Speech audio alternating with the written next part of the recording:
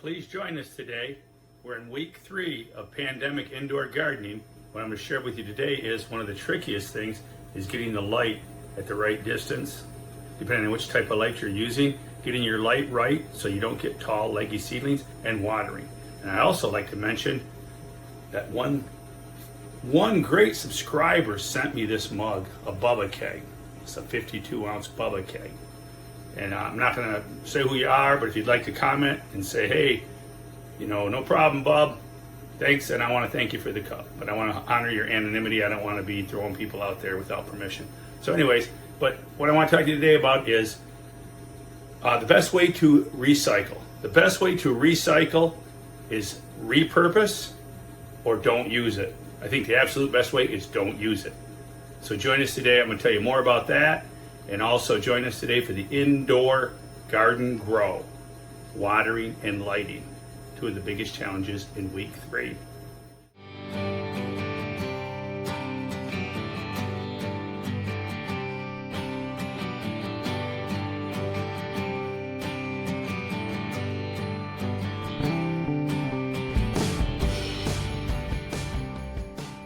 All right, back to the grow room.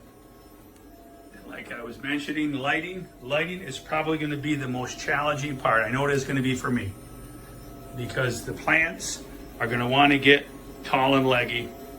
And remember, plants are people. Plants are just like people. If you think about plants like they're people, you'll get a bigger understanding, because the similarities between people and plants is crazy. It really is. And we're a lot like people. Like, let me tell you, like Mr. Lettuce. Mr. Lettuce here, he likes it cool. He likes it cool, and he can lay back in 50s and 60s and just grow like the weeds. All right? But Mr. Green Pepper, he likes it in the 80s. And by the way, I'll show you. Check out my pepper. I got a new pepper. Chris Brown, I'm coming for you in Minnesota. All right? So there's a green pepper contest. If you didn't know about it, I'm joined a green pepper contest. Chris Brown of Minnesota challenged us who can grow the biggest green pepper indoors. So join us the rest of the season to follow that. But anyhow, with Mr. Green Pepper liking it 80 and Mr. Lettuce liking it in the 50s and 60s, 70s at the most, it's challenging. So what I've done in my room here is I've shut off the heat register down low, totally sealed it off, because when I was growing just the green pepper, I had it in the 80s in here. It was getting in the high 80s, and my lettuce would wilt. So that's the challenge here, keeping the temperature consistent, so the whole community, a community temperature that everybody loves. Otherwise, I'm going to split my grow rooms into have a cooler grow room at the other end of the house, and have this one down here. So I'm trying to go this route. And then we have our radishes. And I got to tell you, they were starting to get long and leggy. So what I did is I tipped my light inward. My light was hanging over here in the middle. If you remember before, if anybody, you can look back in some other videos, it was hanging, it was balanced. Well, now I've taken it and I've tied it off to the wall, pulling that light over more for these seedlings, and I figured my green pepper will get plenty of light. And another thing I had to do was my ballast. My ballast is adjustable ballast, 500 watts, 750 or 1,000. I have upped this, I turned the dial and upped it to 750 watts. And I noticed since I've done that, they're not stretching nearly as much. As you can see, they're starting to stretch towards the light. So you got to watch for that. If they do that quickly, you're going to get in trouble, because the plants are going to get tall and leggy, and then they're going to die. They're not going to be able to support themselves on their young, skinny stems, and they're going to topple down and die. So what I had to also do is bring in Mr. Fan. I brought in the big dog to bring the fan up to a higher level, because I want good airflow, because your airflow is very important to toughen up the stems. So I wanted to level at the height that the seedlings were catching that. And the green peppers, you can see the leaves on the green pepper are floating. So this is kind of like you're reenacting outside. Think of it that way. Your indoor garden room, you're trying to recreate the out of doors, which is where these plants want to be. All right? So keeping that in mind, remember, plants are people too. And think of them that way. Their comfort is important. Mr. Lettuce wants to be 70 degrees. Mr. Green Pepper wants to be 80. So we'll find that happy medium. All right. Carrots. The carrots aren't up yet, so join us. Carrots will be coming hopefully in the next video. Well, actually, there is a couple little ones sneaking up there, but we'll give them more time for the rest to pop up. And the tomato, my Domingo tomatoes, the worm, they haven't popped up yet either. But that's our biggest challenge in your lighting. Another thing I was going to talk to you about is where to get your lights. If you're on a low budget, a very low budget, and you know some cannabis growers, 80% of them have switched to LED lighting. So if they've been growing for a while, they have these types of lighting, these metal halides. They have them sitting out in their garage, stored them away. They don't want to throw them away. They spent too much money on them. You probably could get these from a buddy for nothing, for next to nothing. I actually tell you about my $250 bulb that's in here. That's a $250 bulb. I borrowed that. A friend of mine who used to grow cannabis said, sure, Mark, go ahead, you can use it. So I'm growing on a borrowed bulb, and I'm sure you might be able to do the same thing. If you don't, then I would suggest fluorescent. You could go with fluorescent lightings, which the fluorescent lighting would be much closer to the plant. You want to keep fluorescent tubing. I heard Rural Farm has fluorescent lights for like 15 to 20 bucks. And you want to keep those just above the leaves a few inches.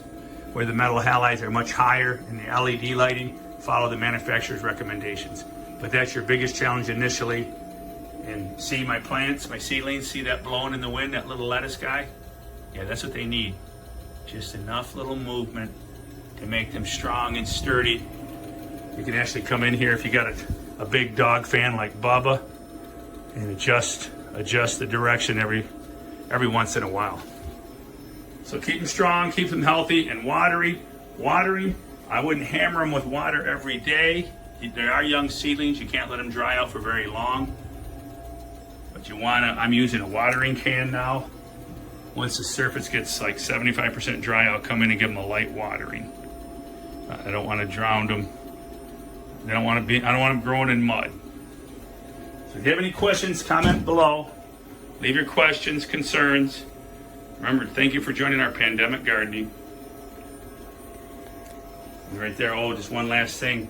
I just capped off my CO2. I'll link this back to my CO2, how to make your own CO2 gas, natural, with pure sugar. So you can check out that video. But they are active. As you can see, both my CO2s are active. I'll pull those balloons off and give plants a shot of CO2. So one thing I'm doing to don't use it is I go into a Culver's restaurant and I order my combo meal. I love Culver's, great restaurant out of Wisconsin. But they're starting to spread around the Midwest. Great place to eat, great fish, great sandwiches. Keep up the great work, Culver's. But I go in there and I say, hey, give me my combo meal. And I said, I don't need no lid on my beverage, because lids are for kids and straws are for suckers. So keep your lid, keep your straw. I'm gonna sit down in your dining room and I don't need either one. So the best way there is don't use it. Absolutely. Why throw millions of lids and straws into landfills when lids are for kids?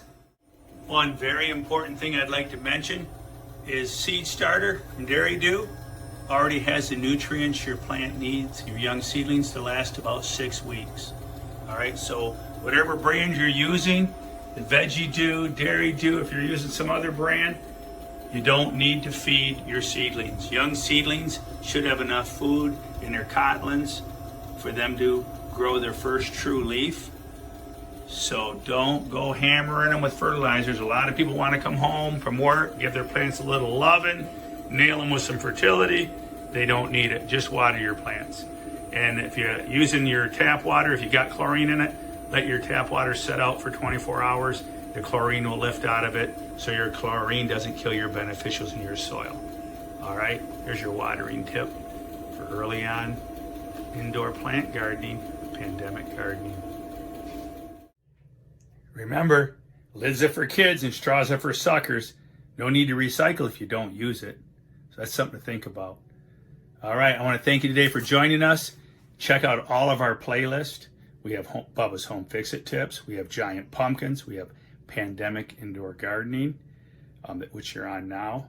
Watermelons, tomatoes. Check out all the playlists. And thank you. And remember, Keep it a secret, but go tell a friend. Bubba's sharing garden and home fix-it tips around the world. I want to thank you. Thank you very much.